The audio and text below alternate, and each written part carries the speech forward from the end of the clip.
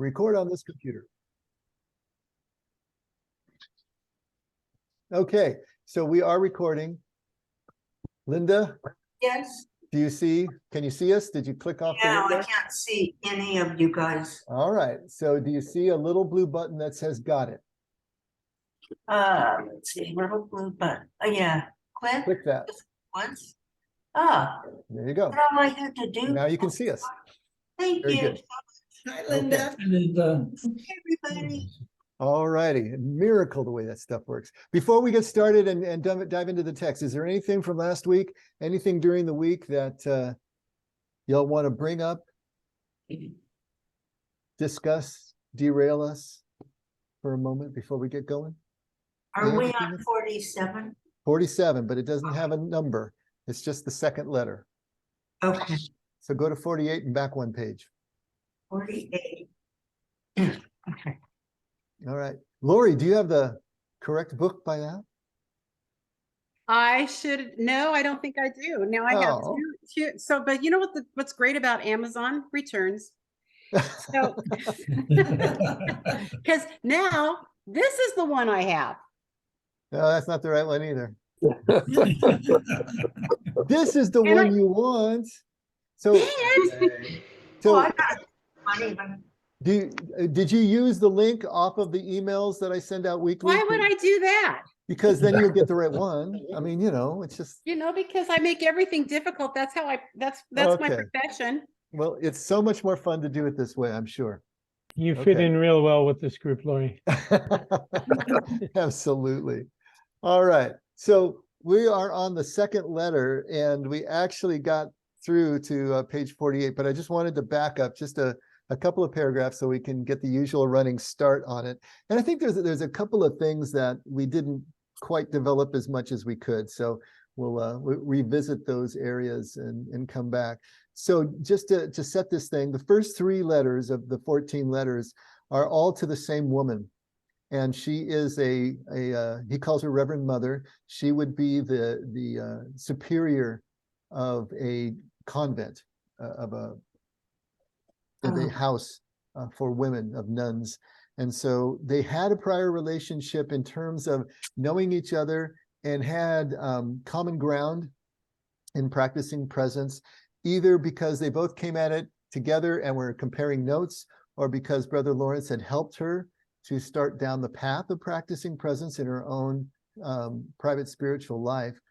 And then it's obvious that she had a turn for the worse. Something occurred in her life, having a dark night of the soul, or in some way was starting to struggle. And his letters are meant as encouragement to her. So this is the second of two letters. They all occur between June and November of 1682. So in that 5-month period or so, all these three letters occur. So this second letter is undated, so we don't know when he actually wrote it, but it would be somewhere between June and November. So and and the the date, last, yeah, go ahead. I have 48. Is that right? The date in that book?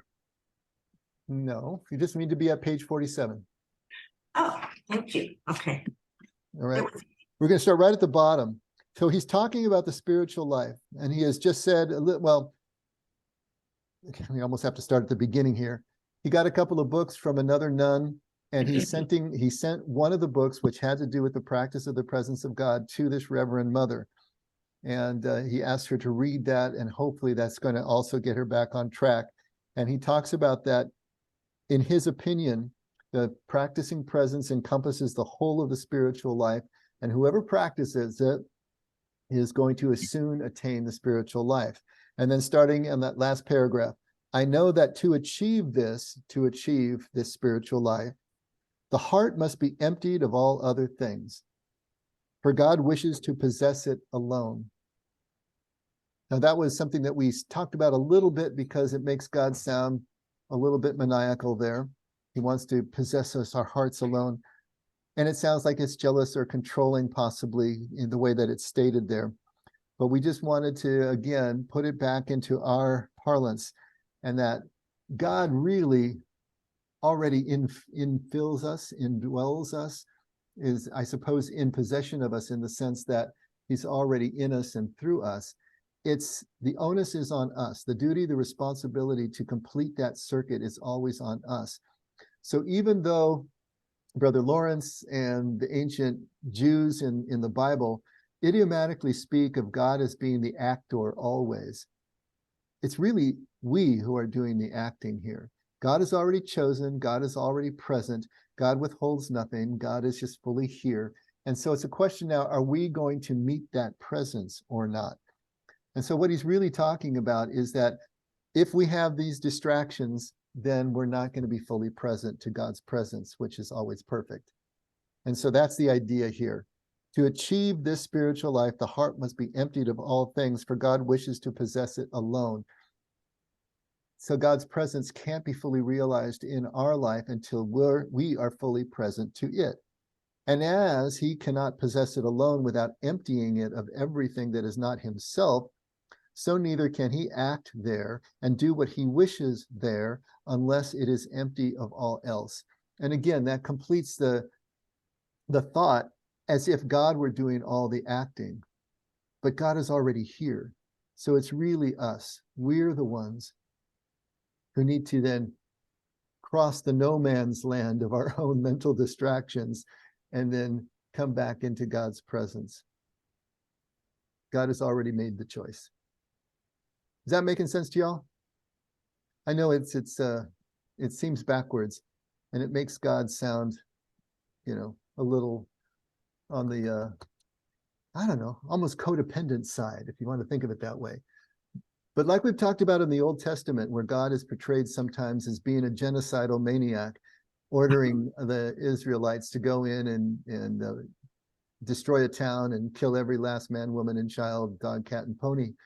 But it's the way that they speak about God's sovereignty, that nothing can happen without God's approval, willingness, even ordaining it to be so. It's just a way of speaking. But the truth is that we are the ones who are doing the acting at this point. God is already here. So next paragraph. There is no mode of life in the world more pleasing and more full of delight than continual conversation with God. Only those who practice and experience it can understand it. I do not, however, advise you to pursue it for this purpose. For what purpose? The continual joy. In other words, are we looking for God's presence just because we want to be ecstatic, because we want to have the consolations, the pat on the back, or that spiritual hug? He said, we should not be seeking consolation from this practice, but let us do it motivated by love and because God wishes it. Okay, so now we have this kind of contrast again between consolations and desolations that we've talked about several times in the past. The consolations are understood as the actual felt presence of God. It can range from ecstasy that the mystics sometimes talk about, or just a sense of contentment and fulfillment. Just that good feeling of God, feeling like God is near. And the desolations, of course, are the opposite of that, when we feel a million miles away, when traumas and difficulties in life have pulled us away from that felt nearness, that felt presence. Those are called the desolations. John of the Cross calls it the dark night of the soul. Apparently, this woman that he's writing to is in one of those places, one of those stages in life. And so she's struggling through it.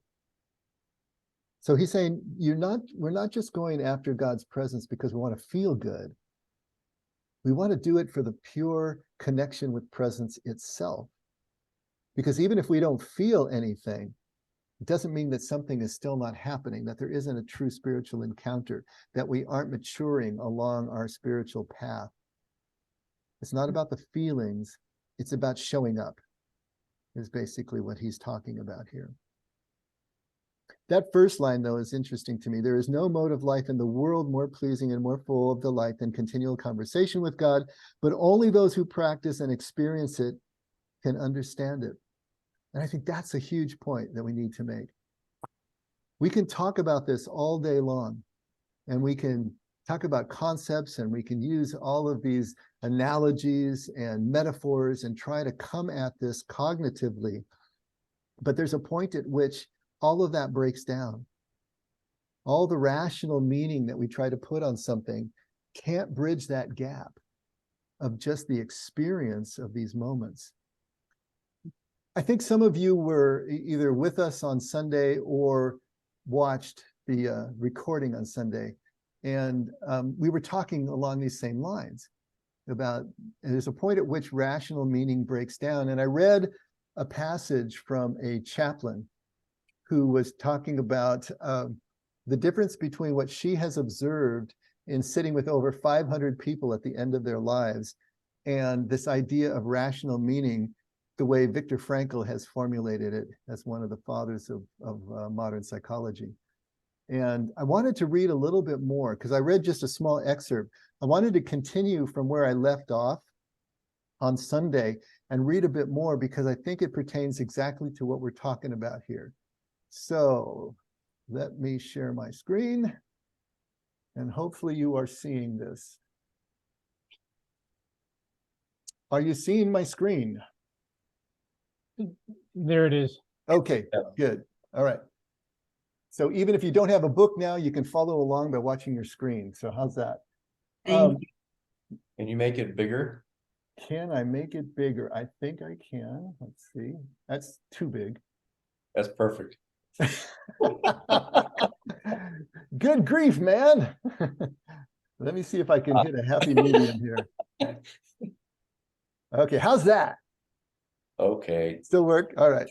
Okay, so those last two lines at the end of page 3, this is where I left off last Sunday. So let me start there and let's just read through.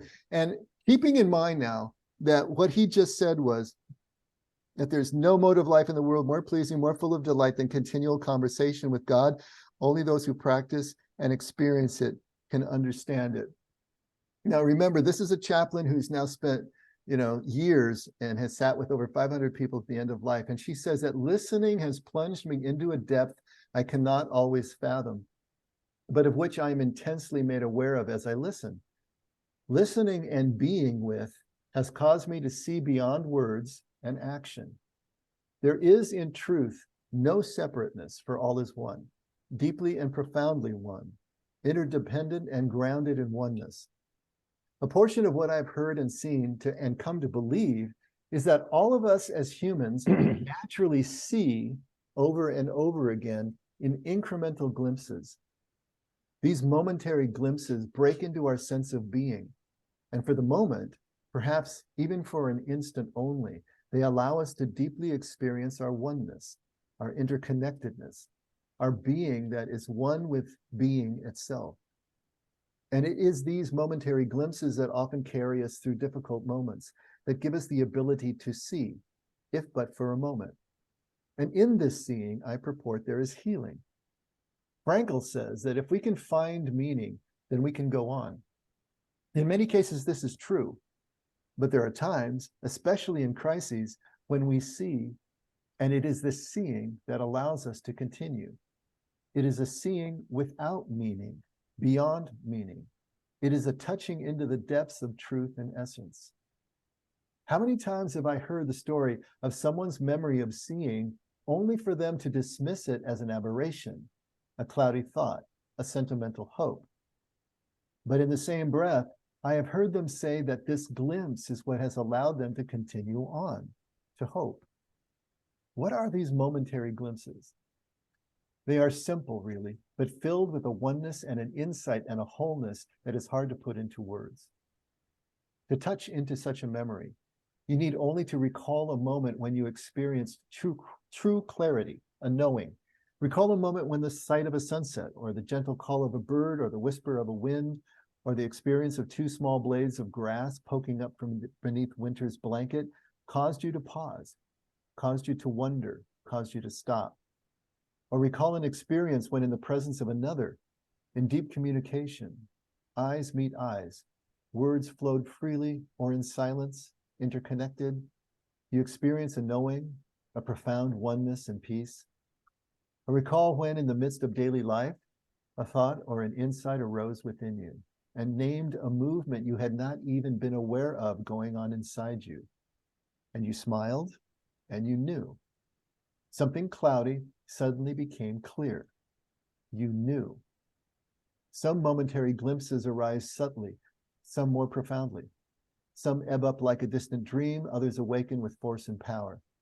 But whatever their level of intensity, whisper or storm, they happen often, and we can, in time, come to see these glimpses more often and trust in them. As a chaplain, part of my role has been to help others recall these momentary glimpses, dwell within the truth of the memory of these glimpses, and trust the validity and truth of their own experience. I also help them see these memories and experience as rich sources of spiritual strength in this moment. Over time, my role has also expanded to help facilitate these momentary glimpses in this moment, now and when possible. I think what she's talking about here is the same kind of thing that Brother Lawrence is talking about.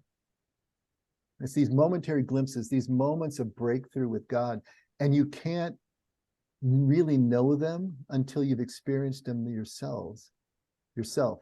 And we can talk about them all day long, and maybe we can have a concept of what it is, but we have to experience it. There is no way around this. And where she's coming from is in trying to work with people at the end of their lives in the kind of crisis and profundity of an end of life scenario. There is no rational meaning that you can use to help them in a situation like that. It's just entering into that moment and being part of that moment that can be the healing touch, whether it's silence or whether it's some other form of communication. But trying to rationalize our way into it, like trying to obey your way into kingdom, just doesn't work. And so I think these two things are one and the same. I really like this this piece by this chaplain. I think she's onto something there. And of course, it's born from years of experience. Any thoughts along these lines? It's incredibly beautiful. Because when my husband passed with a breath, the business was just jumped into my lap. And it was a lot. And for 7 months, I felt his presence and I felt like I could do anything. But, he couldn't stay with me forever. And it was devastating when that ended. And I think how often I've been in crisis and I'm thinking, oh man, how can I get that? Not just feeling Dale, but just that peace in like she was talking about, that beautiful song of the bird or the wind on my face, or, and I'm thinking, okay, how do I get in tune that much? Is it possible to say, how do I make that happen? But that doesn't seem the right words. Can anyone answer that question for her? Is it possible to get that in tune? Maybe just accept whatever it is. Does that? Okay. Has anyone experienced this? I find you can get into it, but it helps if you're doing the meditation. You can do the meditation and it may not impact you or do anything, but it'll affect you later on in the day. And you'll start having, I find myself having more experiences like that. But if I get easy with the meditation, I lose contact with God. Well, how about everybody? John is a painter. John, how about in your painting? Do you find a breakthrough there?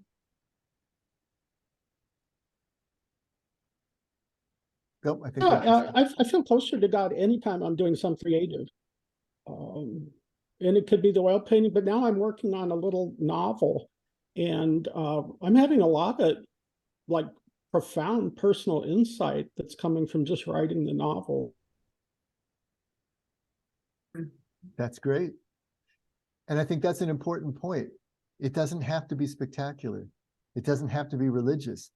In fact, it may be helpful when it's not coming from a place where you would normally look for the sacred in church or in prayer or in meditation, but happening spontaneously from another direction. Like she said, it's just the sound of a bird.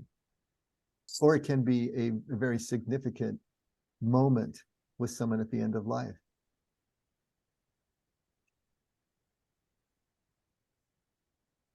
I think Linda has a point too, that there's I think when it works,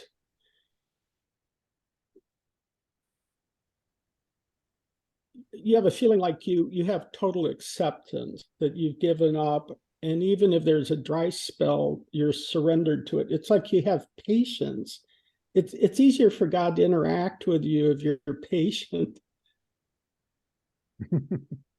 Yeah, absolutely. I want to be more there for him. Mm. And that would be a very Brother Lawrence thing to say. Thank you. Yes. I like this thought of going beyond meaning. Because I really like the Viktor Frankl, searching for meaning in your suffering and so on, but there's still a seeking that's going on there, especially when we're going through it. And it's something I never thought about before.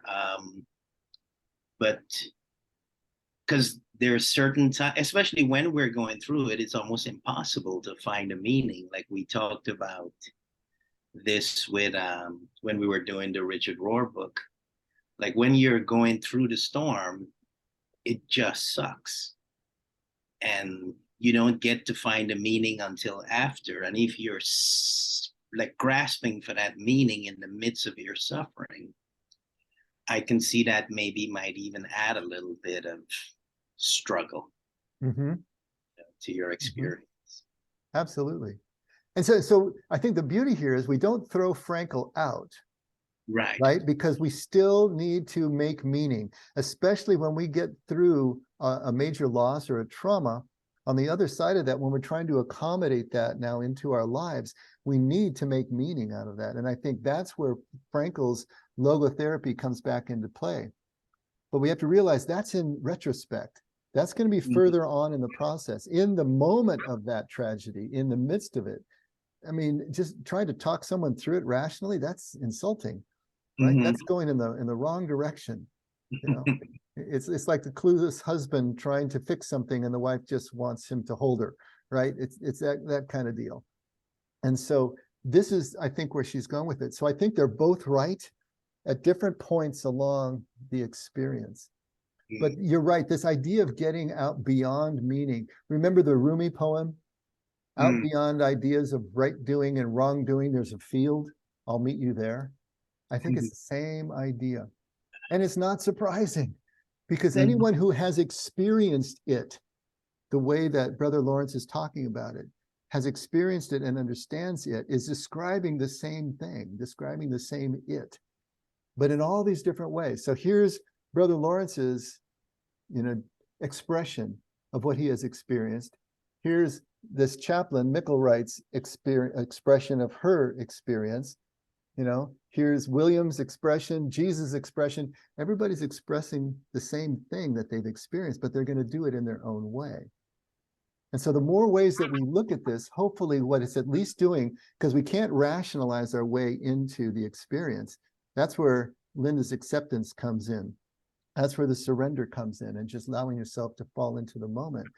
But maybe if we have a clearer and clearer conception of what this is and what this isn't, it'll help us get to that place where we're willing to take the leap into the abyss and see what happens. Because that's kind of what it feels like. Yeah. Just one thing though about Frankl. I mean, we talk about meaning and looking for meaning at times of trauma. There is this thing about, down the road, we look back and we can see what it means and, what's come of it. But Frankl is also saying that there's meaning in the search for meaning. In the midst of trauma, in the midst of difficulty, the looking for something that's meaningful. That's to looking for purpose has meaning itself. Mhm. Mm. I I like think- that. I think that's also true. Yeah. You know, the story that he tells in Man's Search for Meaning of the doctor that comes in to see him because it's about a year since his wife died and he's got prolonged grief. He just can't get over it. And then after listening to him for a while, Frankl just says, well, what would it have been like if you died first? And he said, oh, it would have been terrible for my wife. And he goes into a litany of hardships that she would have had to face. And he says, well, then by you surviving her, you spared her all of that grief, all of that pain. And he thinks about it for a second, puts on his hat and coat and leaves and doesn't come back. You know, and so that's the shorthand for what he's talking about. Yes, that the search for meaning, the finding of meaning, and he was still in grief, but I don't know that he could have received that same message in the same way a year prior, right as she was dying or as she died. But I agree with you, Brady. Yeah, the search for meaning is meaningful because really the search for meaning, isn't that the experience of these momentary glimpses? I mean, I don't know that it can be rationally expressed, and maybe that's the difference. To be able to rationally express meaning, like we just did, you survived your wife, and so you spared her that pain. There's a rational expression of meaning. I don't know that that would make any sense rationally at the time of her death or in the time of our own personal crises. And it does break down within these momentary glimpses. If we start thinking about and assigning words to the meaning of this momentary glimpse, then we've left the moment. We're no longer experiencing it anymore. And so in the face of the transcendent, all these rational processes break down. I think that's all part of this and part of what we're trying to sneak up on is that it's a different way of processing and experiencing the pure presence of God than it is when we experience maybe other things in our daily activities. It reminds me, you know, because I came in late, so I'm getting the middle of it. So it reminds me of a quote that I heard from Tim Keller. He's the one that died about a few months ago. I don't know if you know Tim Keller. No? Yep. Okay. So because now we're talking about experiencing God, experiencing things versus knowing about or the rational explanation. So this is what he said, that he said, I know God is here. I know the presence of God because people told me, people I trust told me. I read it in books, so I trust them. I trust the book. It's different. So it's the same as they told me honey tastes sweet. But what's different is to taste the sweetness of honey is different. So that's how I equate what Brother Lawrence is saying. To have that experience is different from the explanation, the knowing of it. Mhm. That to me is the leap that some of us may not get there. But to taste the sweetness of honey is different from knowing honey is sweet. I like that. Yeah. That's a really good way of explaining Yeah. too, and exactly what he's saying. That was a great way. Yeah. Yeah. To taste Allison's prosciutto is not like watching it on the screen. It's not the same thing.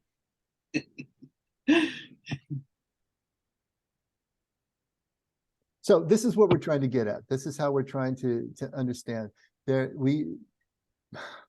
We in the West are so enamored with thoughts, with processing things mentally, looking at them, you know, on a screen, that we've gotten to the point where we imagine that we can just think things through, and we can't do that when it comes to spiritual matters. They have to be experienced. You have to embrace them. You have to risk something and take the leap, take the jump. And until we do that, we don't really know what we're talking about. There's going to be a whole new, a new realm, the difference between tasting honey and reading that it's sweet. All that difference is in the mix here, and that's what he's trying to get across. And that's what all the mystics are trying to get across all the time. They're trying to let us know we've got to move into this space before we can really understand it. And that's not safe.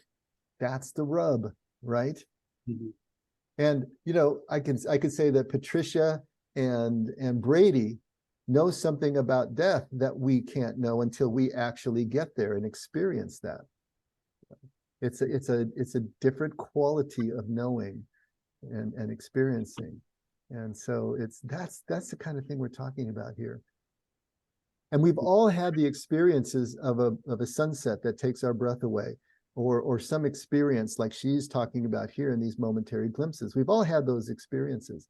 When the moment itself is intense enough that it takes all of our distraction away, just empties our minds, and we are just part of the moment, aware but not thinking. We know what that feels like if you remember those moments. But to be able to reliably and repeatedly go to those moments when the moment is not intense at all, insignificant even, mundane, boring, something we don't want to do. But we can still love the enemy, right? Even if the enemy is a boring moment, if we just are present to it.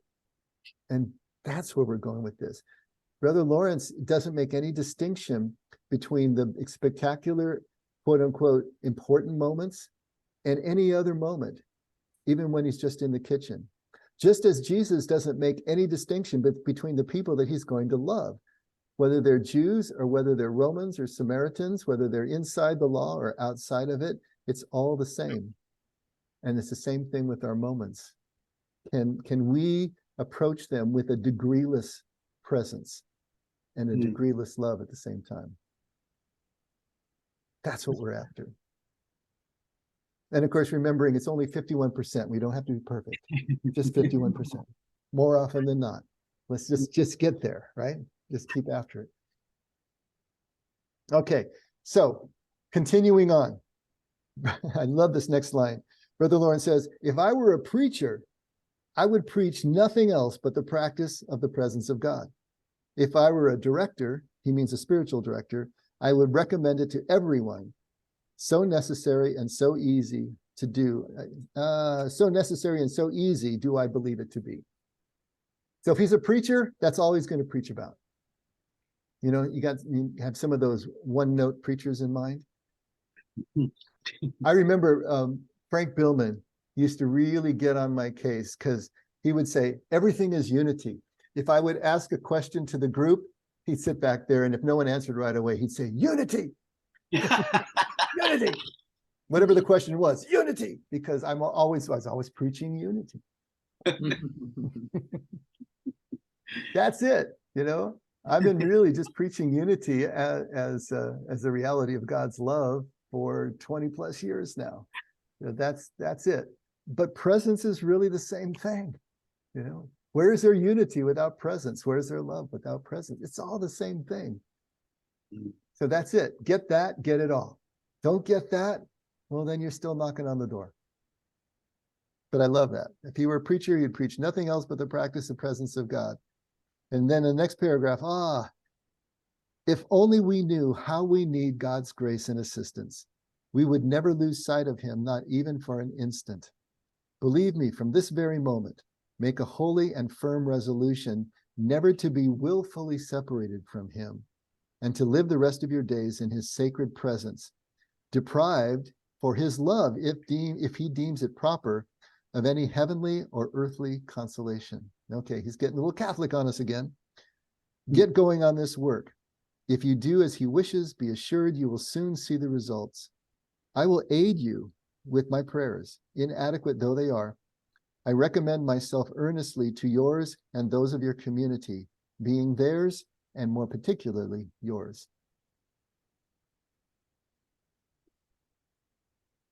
I think the beginning of that line, we need to maybe parse a little bit.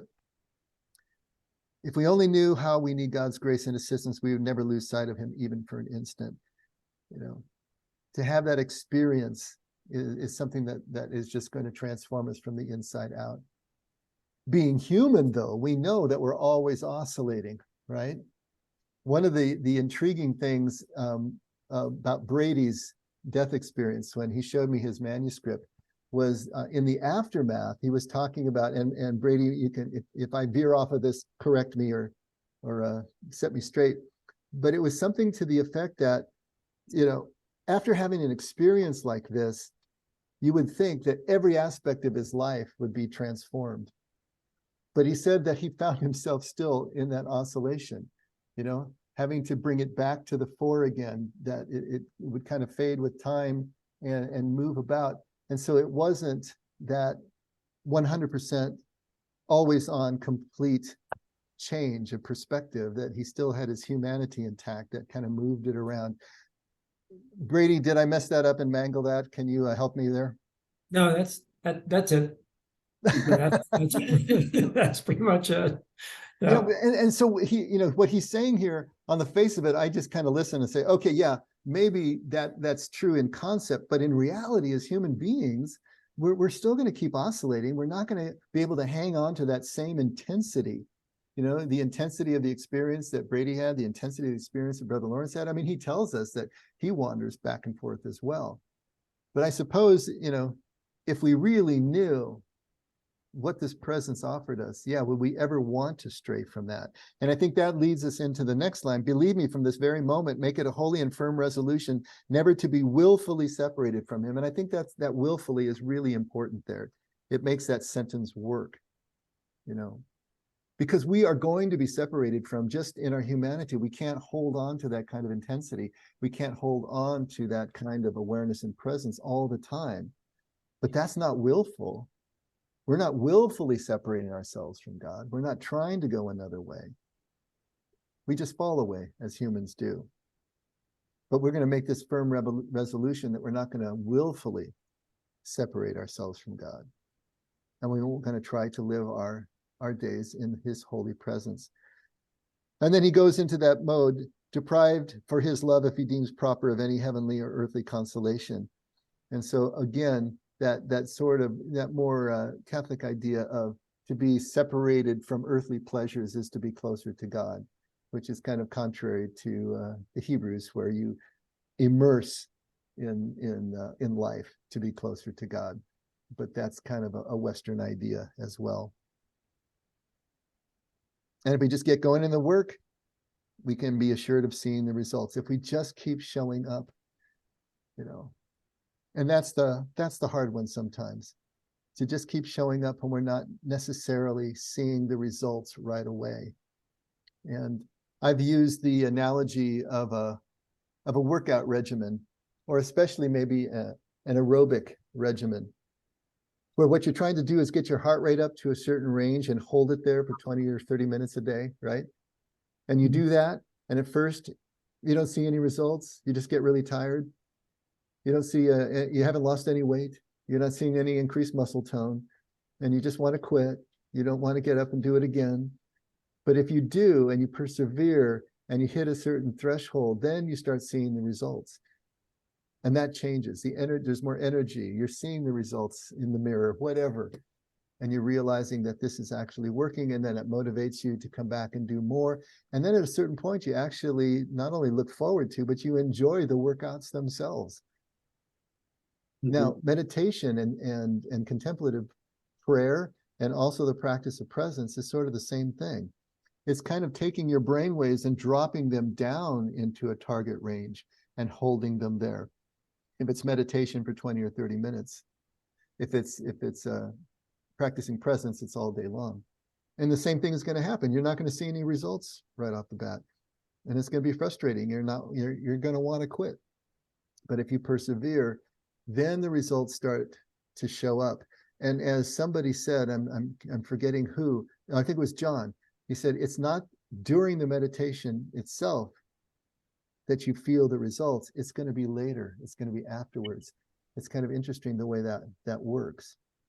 And in practicing the presence, you won't cognitively be aware of any changes or results in the moment, but you'll be aware of them retroactively, kind of like we were talking about meaning.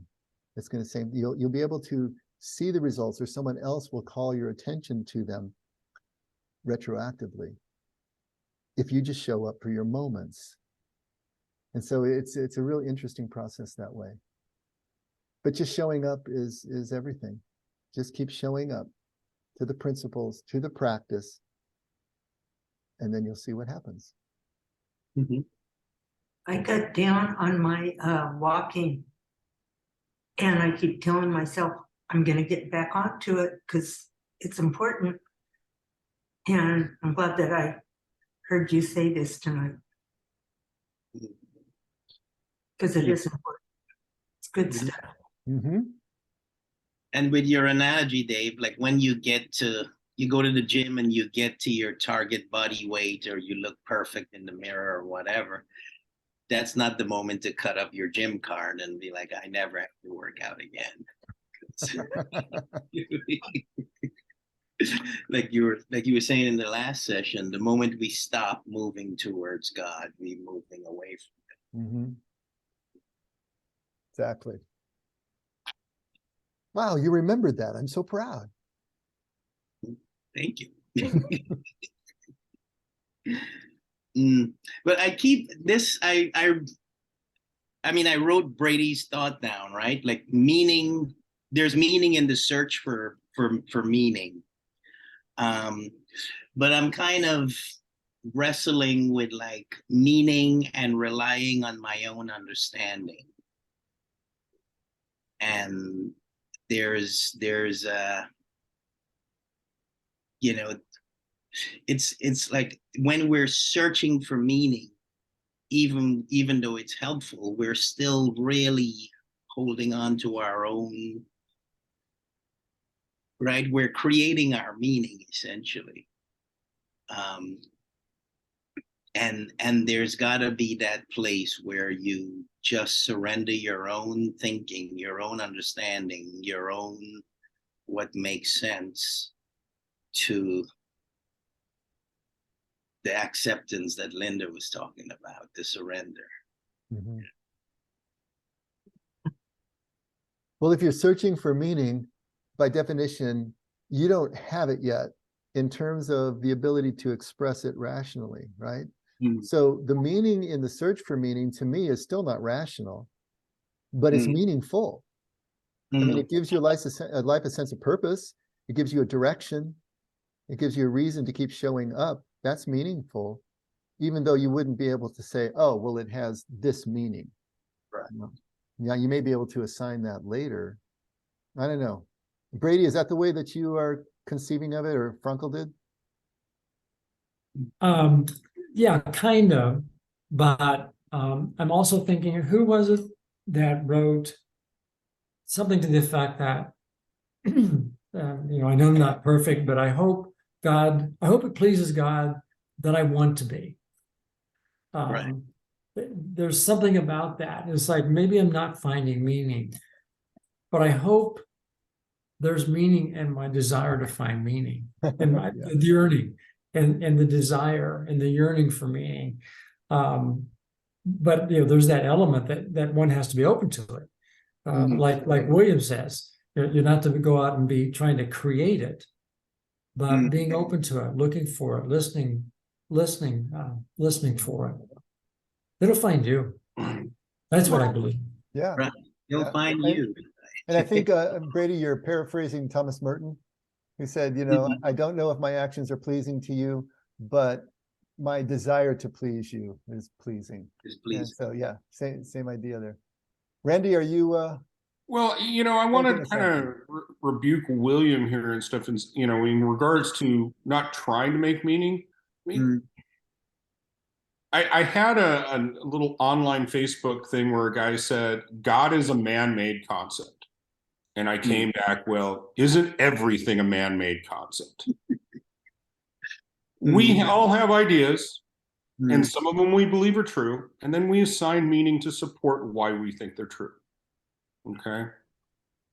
And for myself, where I feel that I have had something that is otherworldly is when I don't have meaning for it, but I still find an okayness with it, if that makes sense. And that's getting the shivers and stuff. That, you know, again, there's concepts and stuff that we're floating around here, all this stuff. We're nodding. We got personal experiences to support this. and stuff. But when it comes down to it, there's something in my gray matter that's connecting these dots that tell me, hey, it's true. You know? But also I am, with a caveat, subject to change without notice. You know, we could, at this end of this conversation, I could be like, oh yeah, wait, good point, I was wrong. You know, so I think maybe that's the big difference for me. I'm a recovering know-it-all. I had to have everything figured out to feel safe, to feel okay in my own skin. I did a post, I think it was this morning and stuff, joking about that. But the fact that I am okay with saying I don't know is a huge step for how I process information and such. And I think that, again, is just boots on the ground way of having a relationship with God, is being okay with not knowing it. That's, for me, bordering on miraculous and stuff. So that's, again, I'll just end it there. We find meaning and we let go of meaning. And that's just the human experience. Right. Right.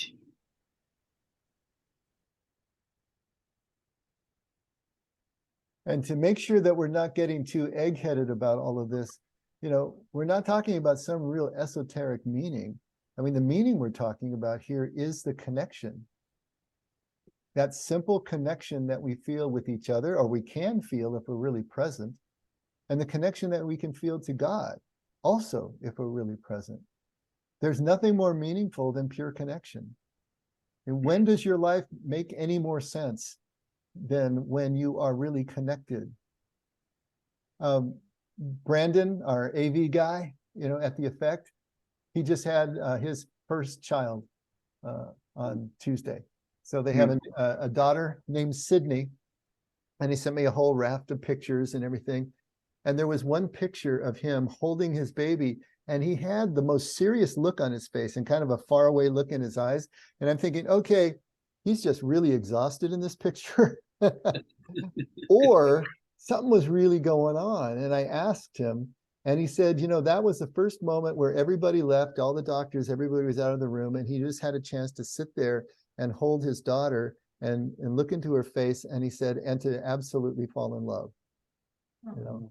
And I could see it in his, you know, even though his face looked so blank there, I could tell there was something going on behind the eyes. He was having one of these momentary glimpses. He was having one of these transcendent moments. And I guarantee you, he wasn't thinking these thoughts when he was there, but later on, he could put them into words and express them to me. But that's a moment that I can't imagine he won't remember the rest of his life, be able to close his eyes and see the scene again. But we've had those moments. That's the meaning that we're talking about. How do you put it into words? Well, he did. He said it was a moment he was falling in love with his daughter. What does that mean? Well, it means something to him because he was there, you know? He's the one who experienced it. That's the kind of meaning. Make it that personal. That's what we're showing up for. Not some kind of theological meaning, you know, trying to understand the meaning of the universe in some kind of rational terms. No, it's this knowing, just this knowing. That's the kind of meaning we're talking about. Dave, that's why I'm showing up to your new meetings here. So the word transcendent, if by that you mean, and I think that's what you're saying, that I don't even know if it's ecstatic, because often it's not ecstatic, but just that sublime moment where you're not thinking and you're just experiencing, you're in the moment, right? And we all have those, probably not often enough, but when we have one and then we come out of it, it is frustrating to try to put words to it. It's really frustrating. It's like, well, no one will understand how I felt right here. You know what I mean? But yeah, anyway, I appreciate you talking about that, because I think I was having trouble following what you meant by transcendent, and you just mean it that simply, I think. Am I correct? That it's just something that defies language? Yes, absolutely. Okay. It's a moment where we transcend life as we know it, as we would express it, or as Randy so eloquently put, you know, it transcends what we think we know, if we think we know it all. Dave, you know, the hard part about this is to, you know, when you use the analogy of when you're working out and you can feel yourself either getting in better shape or not, it's really challenging for me to take the same kind of discipline and apply it towards quieting and meditating and not being able to tangibly see the result. It's harder for me to relate to with this, and that's why it makes it so difficult. As many times I'm sitting trying to meditate and just empty and just be still, and I'm like, where is this going? But you know, Bill, I think that was the point of my analogy, is that when you start a workout routine, you don't see the results. You don't feel like you're getting in better shape, right? It's only later on that you know it, that you're going to, just because you can tangibly see people that apply themselves, and you've had different bursts in your life where you've done the same thing, and you feel like, okay, wow, I can run a 7-minute mile now, and you know, no, I can't. So you can feel progress when you're working out physically, whereas this isn't, to me, it doesn't feel tangible. Well, you're right. I suppose it's not as tangible as a workout, but the whole point of the analogy is that at the beginning, you're not going to feel the results you want, and you're going to want to quit. And the same thing is going to happen here. When you do finally start to realize the results of practicing presence or of a contemplative practice in itself, it's going to come at you sideways. I mean, Gail is going to notice the changes in you before you notice them in yourself, you know, or you're going to notice it by having walked into a situation that would have, you know, totally boiled your blood 6 months ago or a year ago, and it didn't even change your blood pressure. And you realize you have changed. You know, you will get the change, the sense of the change, but it'll be the change in the way that you approach life. It'll be a change in what offends you. It's going to be a change in the quality of your relationships. That's the kind of change that's going to take place, that's tangible, that you can actually measure, even if you can't actually see it in the mirror. But there will be changes that take place, but they're going to take place over time. Just like the workout regimen, the changes will take place over time. You can't just think them into existence. You can't just get the concept and the light goes on and then everything changes. It just doesn't work that way. But the light going on and getting the concept can help you to keep showing up. The principle can help you in that way. It makes me think of like the masculine and feminine energy thing that you were talking about a couple of Sundays ago, on Mother's Day, actually. Like the masculine energy of like, I'm working out, I'm doing something, I'm striving for something, right? And the feminine of just surrendering and accepting. You know, it's like the masculine of learning and the feminine of wisdom. You know, it's like wisdom, you can't force wisdom. It just comes when it comes. Learning you can control. You know, it's like, and for somebody who is very oriented towards doing and accomplishing and striving and reaching goals and so on, right? This idea of incorporating that feminine energy feels like you're not doing, you're not accomplishing, you're not striving as you should. Exactly. But it's still, you know, it isn't even the results from outside tangible. It's the inner, you know, there's a parallel of how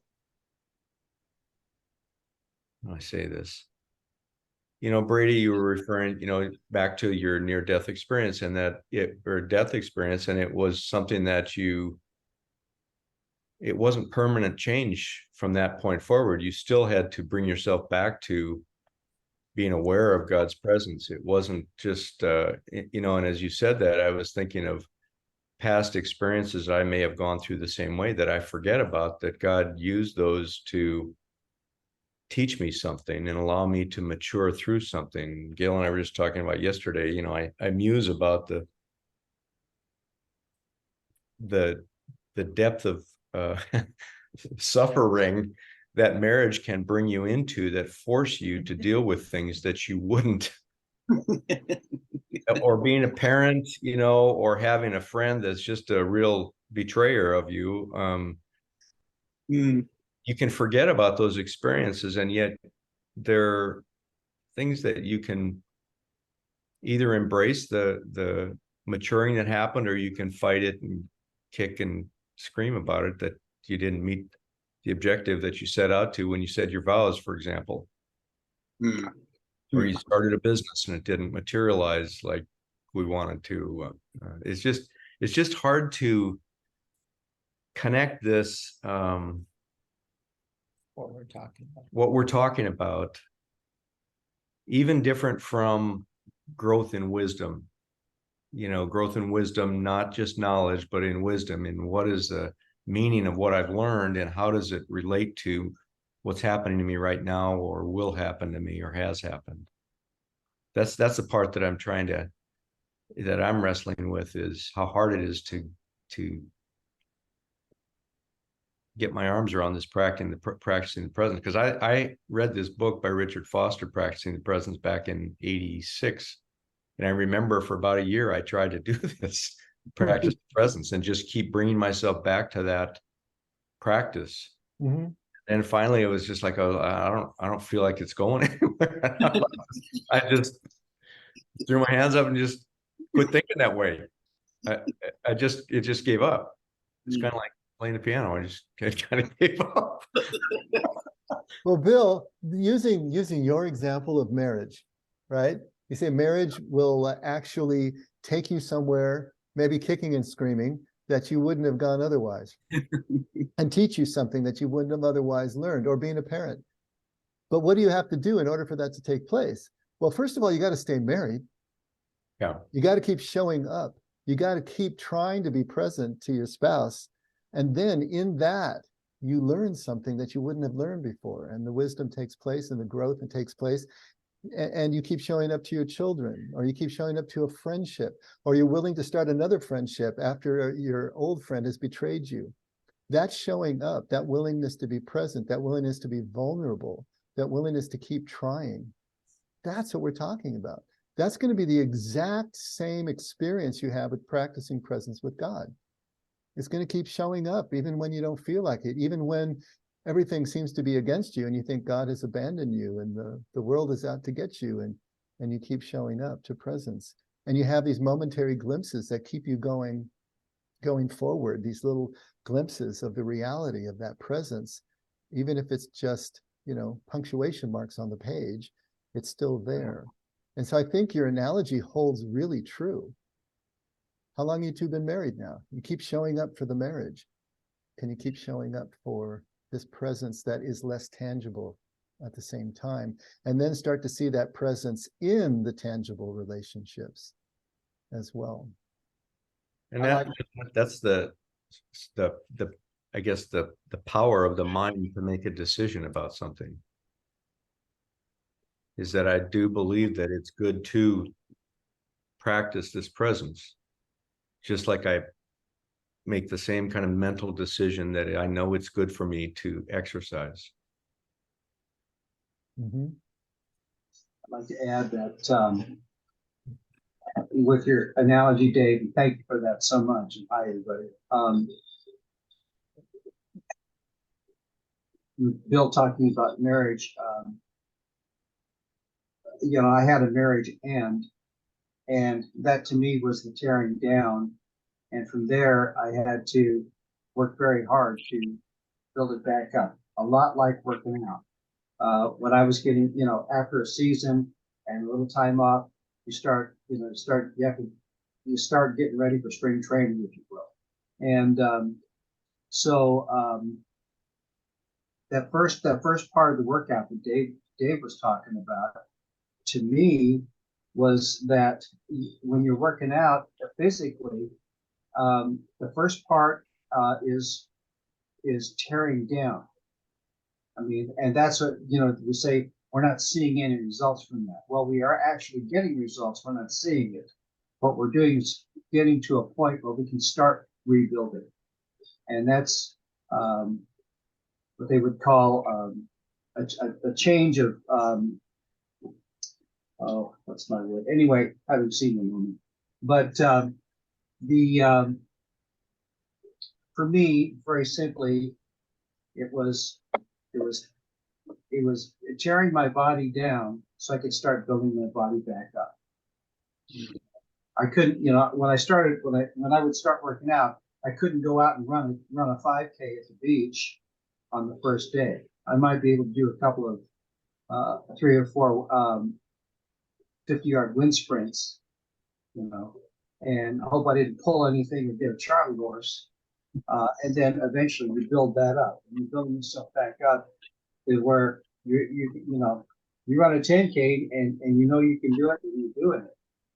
And people look at you like, wow, what's he up to? You know, but this tearing down of the old thoughts, the old ideas, and rebuilding that's in the spiritual sense, that relationship with God, as I understand it, is really paramount to you know, what Brother Lawrence is talking here. And when he said, believe me, from this very moment, make a holy and firm resolution, never to be willfully separated from him, and to live the rest of your days in his sacred presence, deprived for his love, if he deems it proper, of any heavenly or earthly consolation. That's the start. That's the start of it for me. And then get going on this work is, if you do as he wishes, be assured you will soon see the results. And then one day that comes, and you know, you don't have to tighten your belt so hard, and it's not so hard around you. I don't know if that makes any sense. It does, but that's me. That's great, John. In fact, you even extended the analogy a little further and added the tearing down part. Hey, that's being the recovering know-it-all, right? Letting all that stuff go, the tearing down part, the descent before the ascent. So it's all in there. But I want to add something about quickly the results of meditation. Okay, so mine too. I have a hard time. I get distracted, and then the difficulty for me too is I downloaded the app, the Centering Prayer, and I think I told you this before. And it has a gong. Okay, it's calming, and I set it up for 5 minutes, and then I fall asleep. When the gong comes out, I said, "Oh, it's done already."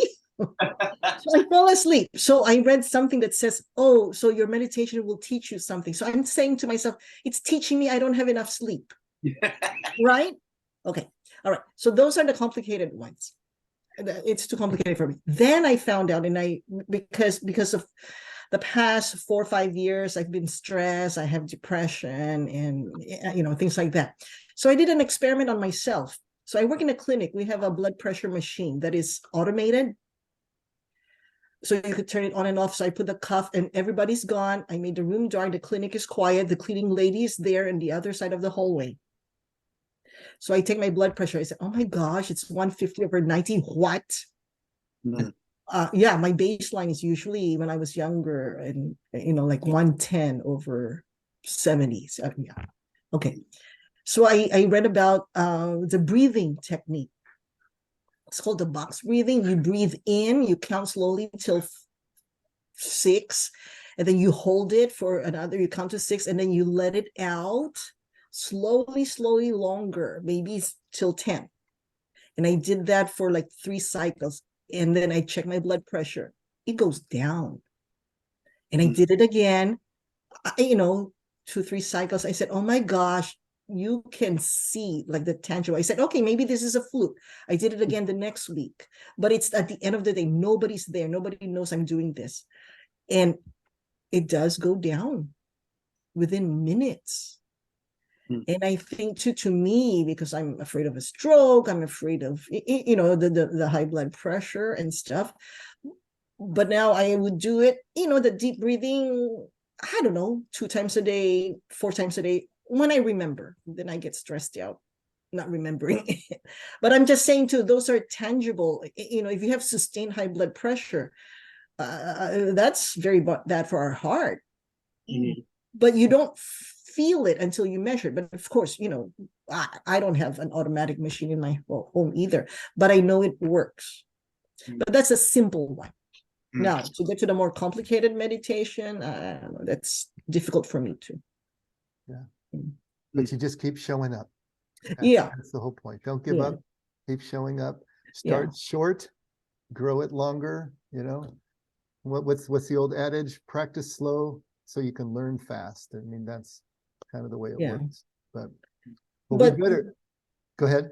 But my point too is sometimes too, you don't feel or you don't know that it's working, but it does. Even if it's for 5 minutes. There you go. Your blood pressure is lower. And then after the meditation that I do, and then something like, what? Instead of saying what, it's like, it's no big deal, whatever. It's not as big deal anymore. I'm learning too. Oh, that's great. Okay, well, we need to bring it to a close, but I hope that this helped get a better concept of what it is Brother Lawrence is trying to describe and what it is that we're trying to do. And if not, we'll keep talking about it. We'll just keep showing up to that too and see if we can at least get the concept clear so that we're cleared for takeoff and actually doing the thing. So, Scotty, we missed you yesterday, buddy. You're back on. Yeah, I was celebrating my sister's birthday, so thanks for covering. Linda covered for you and did a beautiful job. That's great. Father God, we're so grateful for this time together, all the things that we learn. And tonight I'm reminded, as you remind me every day when I take my walk, that I'm not walking somewhere, I'm walking.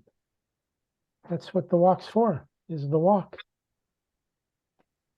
And too often we put our eyes on the end goal, the destination, and we forget to enjoy the walk and enjoy the presence and enjoy the creation, enjoy all that is you. So help us to keep our mind focused on you, our hearts invested in you, and our love that we receive from you in a place where we can easily share it with others. We thank you. We praise your holy name. It's in your name, Lord Jesus, that we pray and we give our thanks and say our amens. Amen. Amen. All right. Thank you. Is anyone interested in getting the chaplain's full article? Yes. They're reading that? Okay. I'll include it with the email with the link. So it'll be there. So look for that. If you don't see it, let me know and I'll make sure you get it. Thanks, everybody. Another great evening. We'll see you on Sunday. Thank Bye. you. Good night, guys. All right. Bye, Kelly. Thanks for being here, if you're still there.